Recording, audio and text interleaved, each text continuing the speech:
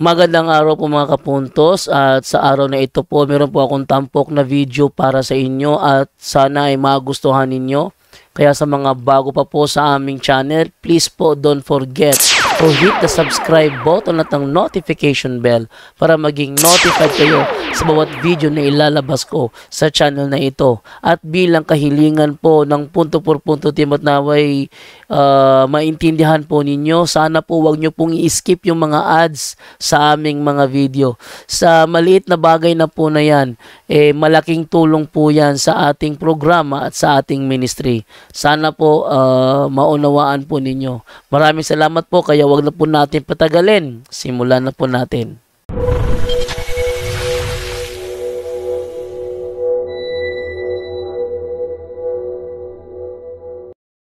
Jehovah's Witnesses na para lang pasinungalingan na ang simbahang Katoliko ang may gawa sa deklarasyon ng canonicity sa Bible. Abay, ginamit ang mga aklat kahit na Catechism of the Catholic Church, mga kapatid, pero harap-harapan talaga yung deception niya. Pakinggan muna natin itong pahayag niya. Maraming mga claim ng mga Catholic faith defenders na ang simbahang Katoliko daw yung gumawa ng Biblia, at sila ni Darwin Gitgano at itong si Wendell Talibong na isa sa mga defenders ng Roman Catholic Church na i-insist talaga nila na yung simbahang Katoliko ang gumawa ng Biblia. So meaning, itong Biblia, nakadepende pala ito sa simbahan. At para sa kanya, mga kapatid, hindi daw totoo na una ang iglesia, huli na ang Biblia. Para sa kanya, una ang Biblia, huli na ang iglesia. Di po ba walang pagkakaiba sa alin ang nauna, bahay o ang panday? Para sa kanya, una ang bahay, huli na ang panday. Ano ba yan? Alin nga ba ang mas nauna? Ang simbahang Katoliko or ang Biblia? Claim kasi ng mga depensor ng Roman Catholic Church na mas nauna daw yung simbahang Katoliko kaysa Biblia. Pero yung claim na yan, mga kaibigan, ay isa yang kasinungalingan. Ang ebidensya natin, mga kaibigan, na mas nauna talaga ang Biblia dahil noong hindi pa umiral yung Roman Catholic Church ay mayroon na pong Biblia na binabanggit sa Daniel 9:2 sa Greek Septuagint. Yon ang dahilan na para sa kanya una ang Biblia dahil sa Greek Septuagint daw ay may binanggit na Biblia. Meron naman, talaga. Pero, hindi ibig sabihin na dahil may salitang Biblia sa Old Testament, Daniel, kahit na sa New Testament, dagdagan na lang natin sa mabasa sa 2 Timothy chapter 4 verse 13. Ito po ang mabasa natin, ton Phailonin hon Ipilipon en tuwadi para karpo ercominos perikaita Biblia malistatas membranas. Ang tinatawag na Biblia dito, hindi pa yung nabuo na Old and New Testament. Kaya nga, kung tingnan natin sa English, iyon ay mga akla o books, mga kapatid. Ibig sabihin, mga sacred scrolls pa noon. Pero kung tingnan din natin ang Gawa Kapitulo 9:31, nag-exist na ang simbahang Katoliko. Himien on Ecclesia Catholis, tis Judaias kay Galalias kay Samarias, erinin ekinyen ay komodomini. At sa susunod, tatalakayin natin ito dahil pinulot din ito sa Iglesia ni Kristo. Okay, ngayon, paano niya tinututulan yung pagtalakay natin na the Catholic Church produced the Bible and that we receive it from her? Ginamit niya itong newly updated the origin of the Bible. Kala siguro niya, sila lang ang merong kopya nito. At paano niya ginamit o pangpabulaanan na walang kaugnayan ang simbahang Katoliko sa Biblia. Pakinggan natin siya, mga kapatid, sa kaniyang pahayag. Ang sabi sa atin, no, sa itong libro na The Origin of the Bible, newly update, binabanggit dito sa page 75. Ang Newly sabi updated po yan. dito sa subtopic, no, sa page 75, Principles and Factors Determining the Canon. Ang sabi, by its very nature, Holy Scripture, whether Old or New Testament, is a production given of God. So, ang sinasabi, hindi sinasabi na is a production given by Roman Catholic Church. So, hindi sinabi. Ang sabi, is a production given of God, not the work of human creation. No?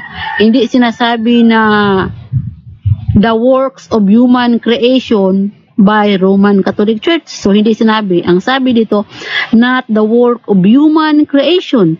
The key to canonicity is divine inspiration.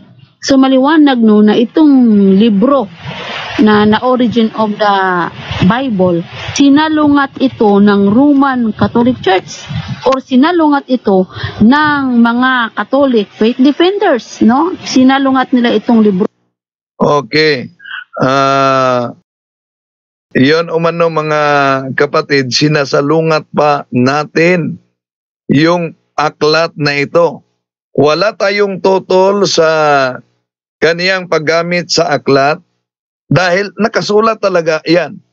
Pero tinututulan natin yung konklusyon niya na walang kaugnayan ang simbahang Katoliko. Bakit? Dahil may iniwasan siya.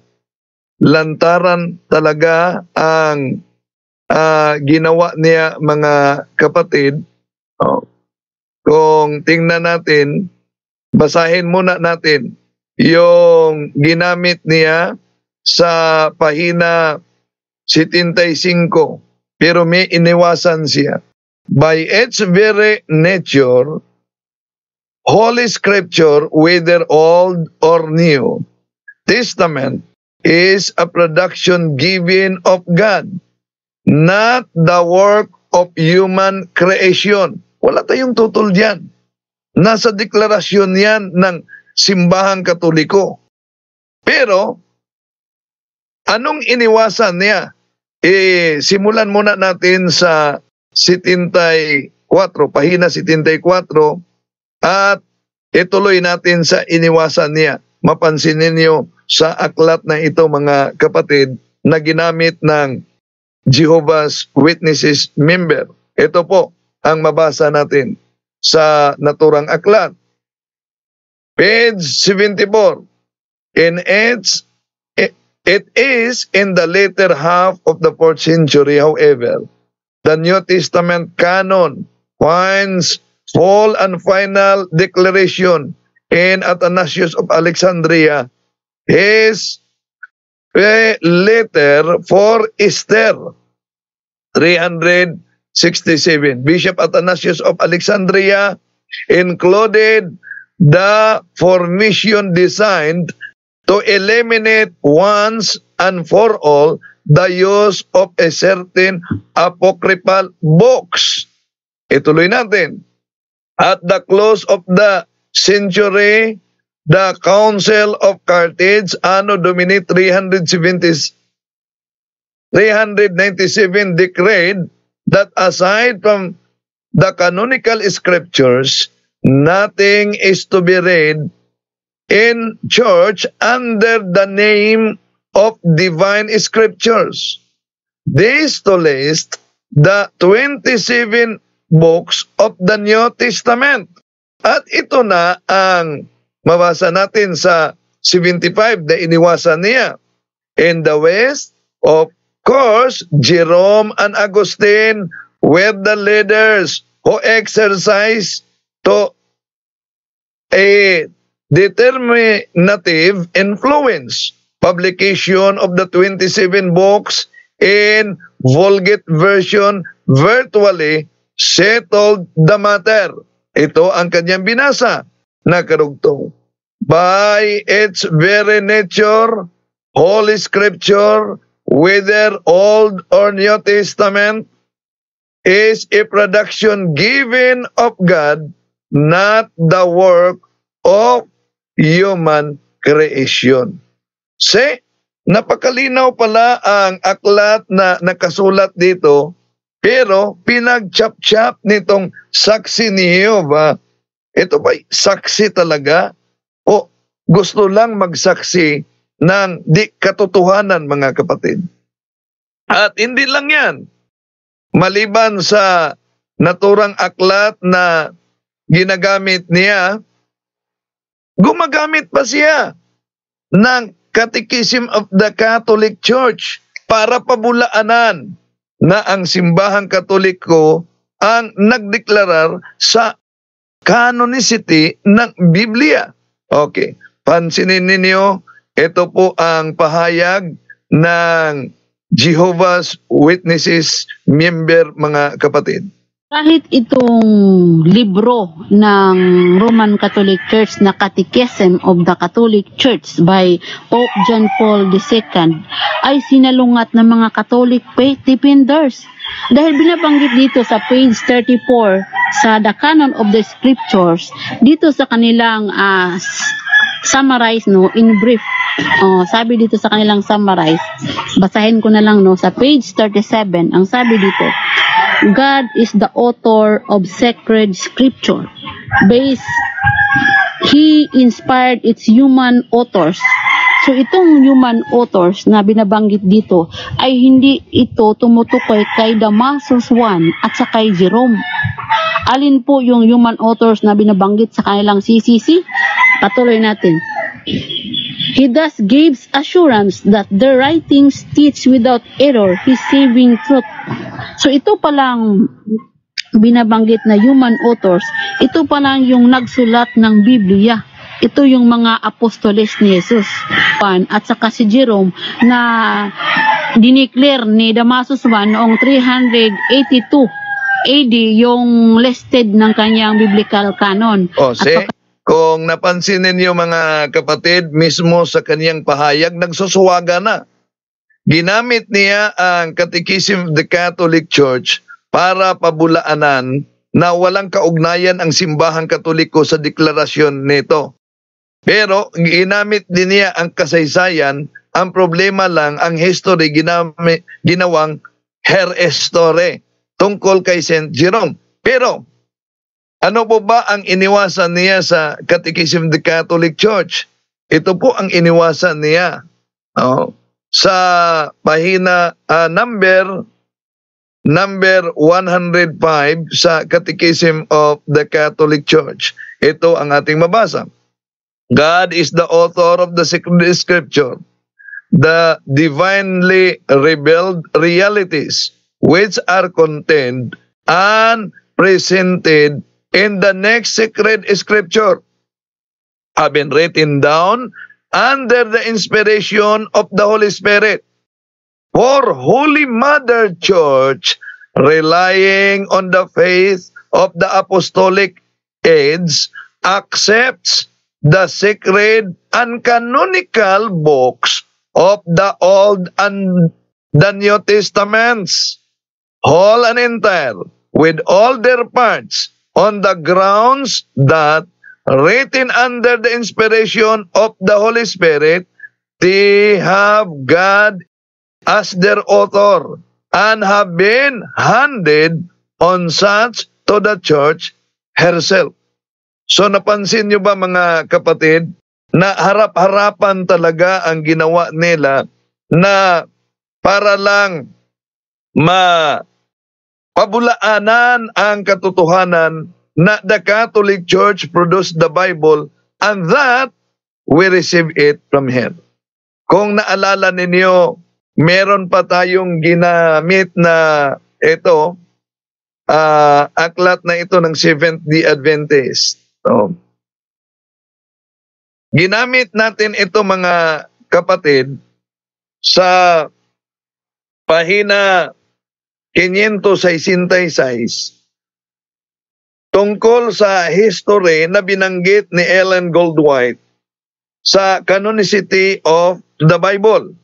Pero para lang pabulaanan din ng missionary daw ng Seventh-day Adventist na si Dan Maasin, alam nyo ba anong ginawa? Naglabas ng ibang edisyon ng aklat na ito para lang din pabulaanan na yung binasa ko, yung quotation ko, ay di talaga mabasa sa aklat na ito. Pakinggan ninyo si Dan Maasin. Abay, mas matindi ang ginawa ni Wendell Talibong sa aklat namin na The Great Controversy. Ganito raw ang ating mababasa sa pahina 566. Pakinggan natin siya. Itong aklat na ito, The Great Controversy, mga kapatid. Kay Ellen Goldwhite ito. Pahina 566 sa naturang aklat. Ito po ang ating mabasa. Bible translations. The most important Latin translation was made by Jerome at the close of 4th century. In the Catholic world, it gradually achieved canonic authority. Kaya bilang Seventh-day Adventist ay sinuri po natin kung ano ang nakasulat sa pahina 566. At na-discovery po natin na yung binasa ni Wendell Talibong na makikita daw sa Great Controversy sa pahina 566 ay hindi po natin matatagpuan yung kanyang binasa sa pahina 566. Eh ano na naman ang itatawag natin kay Wendell Talibong dyan? Honest ba? Totoo ba siya sa kanyang pag-present sa mga referensya na ipinapakita niya sa kanyang video? Okay, kung inosente talaga kayo mga kapatid, abay parang nagsasalita ng katotohanan itong Seventh-day Adventist din. Harap-harapan na talaga ang kanilang pag sinungaling. Bakit? O sige, videohan natin, pakita natin ang video para sa lahat, ha? O, ito ang ginamit natin na aklat ni Ellen Goldwhite. The Great Controversy. Videohan natin kung yung binasa natin, kung yung quotation natin ay di ba makita. Pahina 566. Pansinin ninyo, ha? At yon, yung may bagis mga kapatid, yon ang binasa ko. Okay, The Great Controversy, ha? Palapitan natin para mas mabasa yung sinabing wala. The most important Latin translation was made by Jerome at the close of 4th century. The Great Controversy yan, page 566. Ating balikan natin. Palapitan natin. The most important Latin translation was made by Jerome at the close of the 4th century. See? At ang sabi, wala daw. Bakit nasabi natin na nag-present si Dan Maasin ng aklat na iba ang tinatawag na edisyon? Una, parihong aklat kami, Ellen Goldwhite, sa kanyang aklat na ipinakita. Pero pansinin ninyo mga kapatid, batay sa video, ang page na kanyang ginagamit at makita ninyo ay nasa itaas. Habang ang page naman na ginamit ko ay nasa baba. Di ba ba? So therefore, parehong aklat ang ginamit namin, pero kahit pareho, ibang edisyon. Ang ginawa ng Seventh-day Adventist ay naglabas ng ibang edisyon para pabulaanan yung ginamit natin na aklat, no? Para makadinggoy ng mga inosente. So kaya ingat-ingat sa mga kapatid natin na ganun talaga ang modus at ating ilalantad sila dahil alam niyo naman na ang kasinungalingan, pag ito'y palaging inulit-ulit ay magmukhang parang katotohanan, lalo na sa ating mga kapatid na kulang talaga ang kaalaman. Ngayon, bakit ang simbahan ang nagdeklara, nagpili sa mga aklat na parang magiging canon of the Bible, mga kapatid? Una, kung tingnan natin ang aklat na ang pamagat ay The Edge of Faith sa pahina 1, na ang may akda ay si Will Durant. Ito po ang ating mabasa. God must have ensured the revealing quality of the revelation by establishing an inerrant interpreter who is able to declare the truth because he is the custodian of the tradition, and partly because he has guarded from error by the Holy Spirit. This role was assigned by God to the Bishop of Rome. Her bishop is the successor of Peter, to whom were given the keys of the kingdom of heaven. See? So, ang interpreter para at kustodya ng katotohanan, mga kapatid, walang iba kundi ang simbahang Katoliko. At although, bakit tinatawag na ang aklat ay inspired word of God, although declared by the church? Tignan natin ang isang aklat na ang pamagat ay The Eternal Kingdom, Development of Canon, page 100 to 103. Ito po ang ating mabasa. The organization known as the Church did not pass judgment upon the truth to be included in the Bible. The Holy Spirit did that. All the Church could do was to apply tests to ascertain whether or not letter was from God. The churches faced a real problem, however, in determining just what letters were inspired. See, napansin natin na sila'y humarap din sa paghihirap, mga kapatid, kung paano. Dahil kumakalat kahit na yung mga Gnosticos na mga aklat, yung mga pseudo-gospels noon. So, paano po ba idineklara what are the principles were used in order to determine kung anong mga aklat ang kasali sa canon? Okay, ito po ay isang Protestant na aklat, kaya di po masasabing bias ito, mga kapatid, dahil Protestante ito. Buti pa itong mga Protestante, alam na alam kung saan galing ang Biblia. Hindi lang yan, mga kapatid, kahit na yung mga Muslim. Bakit? Yung mga Muslim, ito ang pahayag ni Romas.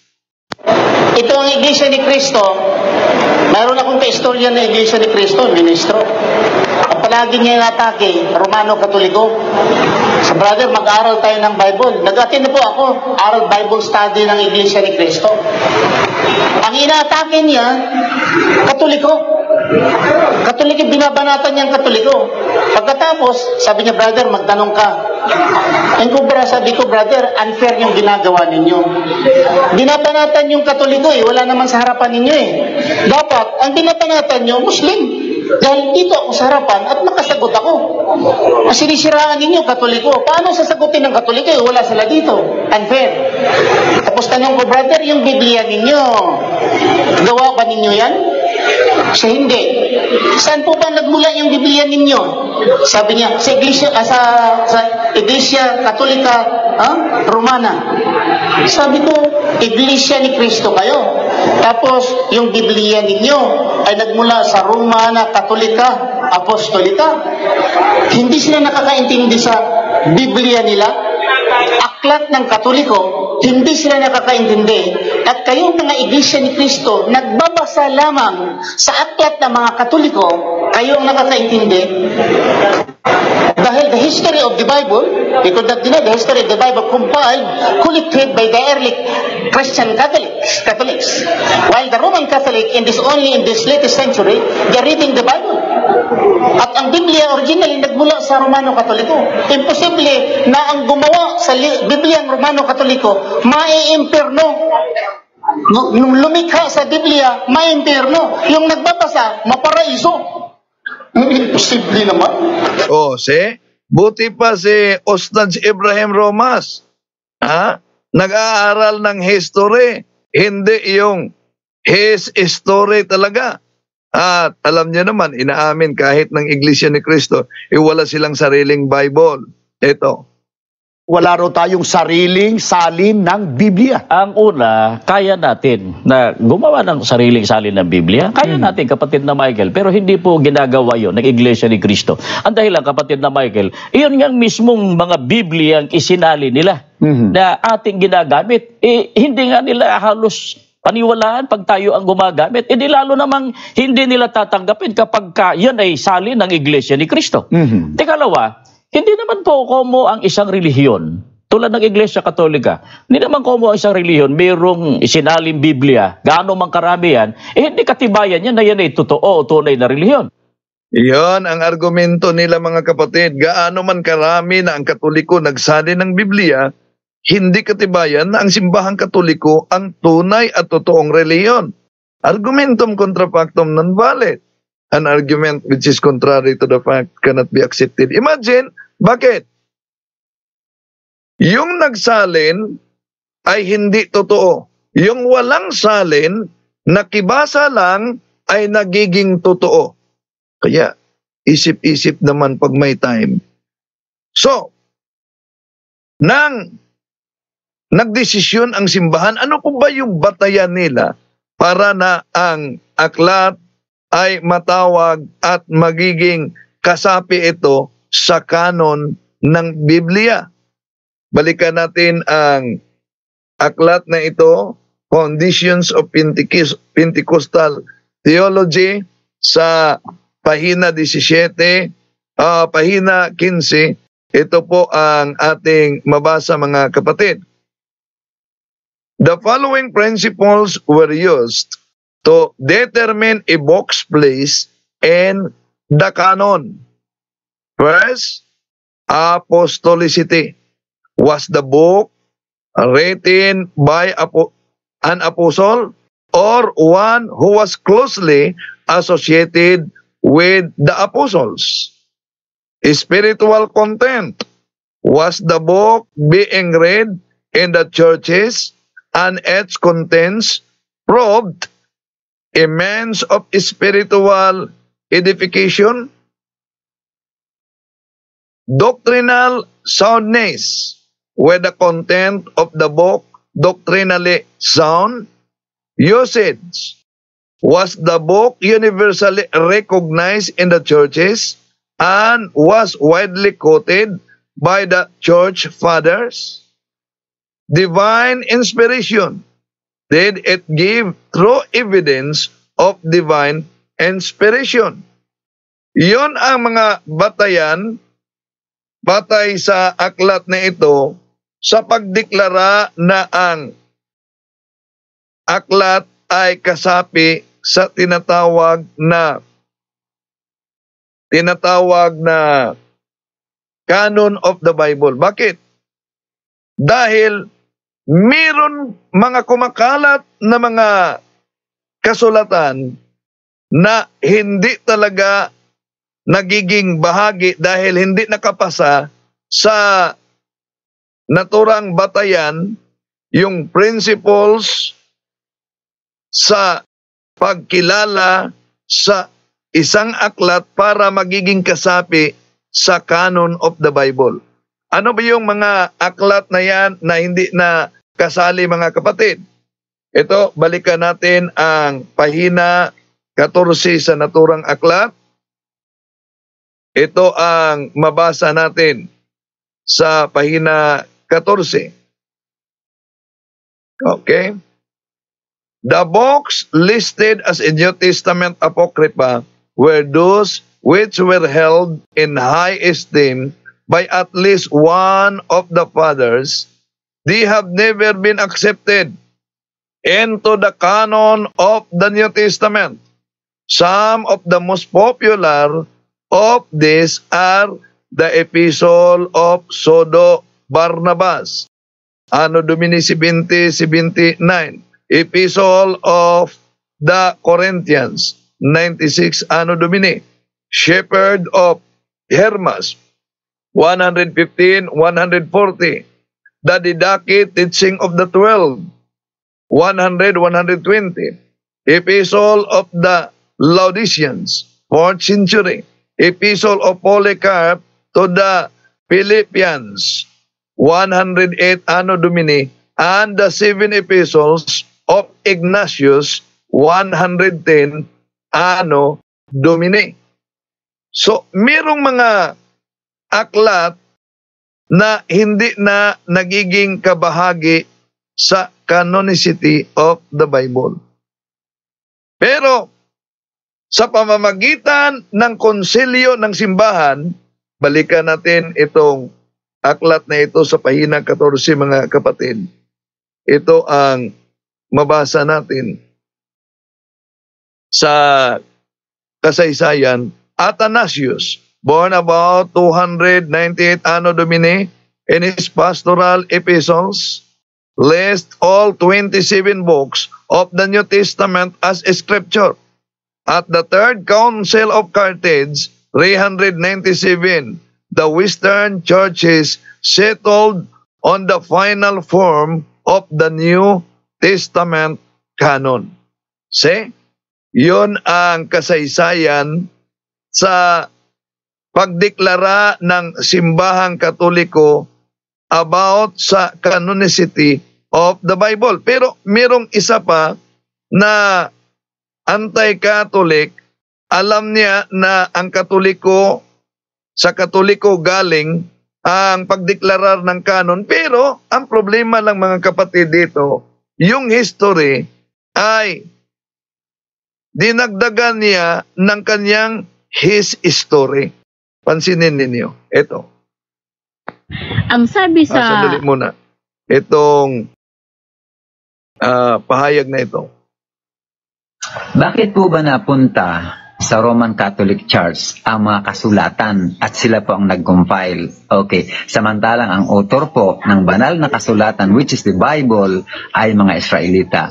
Noong 70 AD, mga kapatid, sakop ng Roman Empire ang Israel ng pagbaba ni Kristo. Noong 70 AD, tuluyang nilusob ni General Titus ng Roman Empire ang Israel. Ano ang ginawa? Giniba ang templo. At ano ang ginawa? Pinagnanakaw, kinuha nila ang mga kasulatan doon at dinala sa Roma at itinayo ni Constantine the Great ang The Roman Catholic Church noong 313 AD. Noong 1st century po, Roman Catholic Church lang ang nag-i-exist. Bakit? Hindi pwede ang iba, irihis kayo, papatayin kayo. Iyon, mga kapatid, napansin mo ba yung kontrahan ng pahayag sa anti-Catholic? Although inaamin niya na ang Katoliko ang nag-canonize.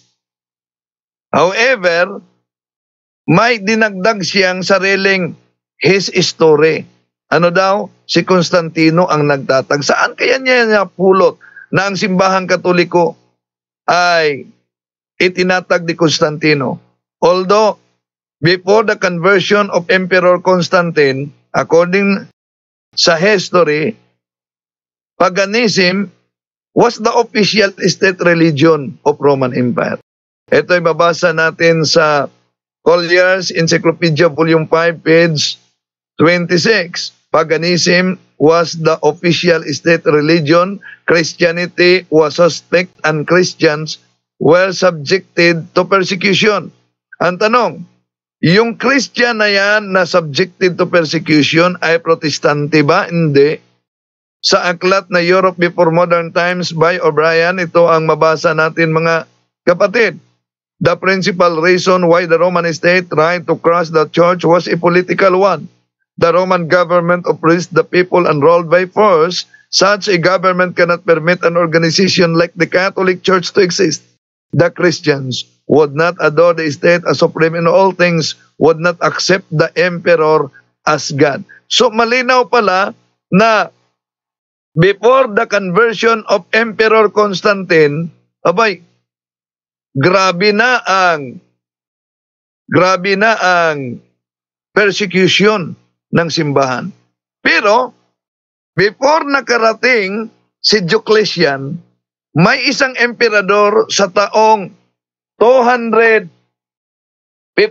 mga kapatid.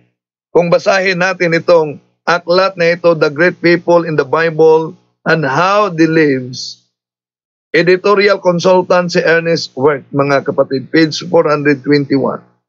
Kung ano ang nangyari after the persecution, ito ang kasaysayan. Pansinin ninyo. Gallienus 258-268 issued an edict of toleration in 261, granting freedom of worship to all sects. For the next 40 years of Christians enjoyed an interval peace. During the time, they continued to expand into the far reaches of the empire. Churches were established in England, Western Gaul, and beyond the eastern borders of the empire. See? So, although yung ilang mga Roman emperor, mga kapatid, ay grabe ang kanilang persecution sa simbahan, pero pagdating kay Gallienus, naglabas ito ng Edict of Toleration. Kaya, ang simbahan sa loob ng 40 taon ay nag-expand sila ng teritoryo. Umabot sa England at sa iba pang bansa. Pero ituloy natin sa pahina 442 sa naturang aklat. Ito ang mabasa natin. Another savage wave of persecution was begun by the Emperor Diocletian. And February 303, Diocletian announced the beginning of his campaign by burning of the ground the church at Nicomedia in Asia Minor. Then, following day, he issued an edict outlawing Christianity. First, he rounded up the clergy and killed all who refused to renounce Jesus. Yun ang panghuli na persecution. Sino po ba ang kilalang napatay ni Diocletian? Kung balikan natin ang kasaysayan, Europe Before Modern Times by O'Brien. Ito mabasa natin, Diocletian. Taong 303-305 began the last and worst of all persecutions. Saint Sebastian, Agnes, Lucy, Vincent, and many others met death. See, mga santo yan ang simbahang Katoliko. Wala pang protestante niyan. Kaya, nang ang Kristyanismo ay si Constantino na converted sa simbahang Katoliko, hindi po siya nagtatag. Na-convert siya sa simbahang Katoliko. So, anong sabi ng kasaysayang ito? Sa pahina 37, mga kapatid, ito po ang ating mabasa. Victory of Christianity. Constantine the Great, the successor of Diocletian, was instrument employed by the divine providence at last to give peace to the church. So, yun ang tinatawag na victory of Christianity. Ngayon, sa victory na yan, anong nangyari sa mga misyonaryo? Kung balikan natin ang kasaysayan, World History by Lonnie Goldman, page 159, ito ang mabasa natin. In 312 Anno Domini, the work of Christian missionaries was made easier when the Roman Emperor joined the church, Constantine. He adopted Christianity and made Christianity the official religion of the Roman Empire. Gradually, temples of the old gods were closed and their lands given to the Christian churches.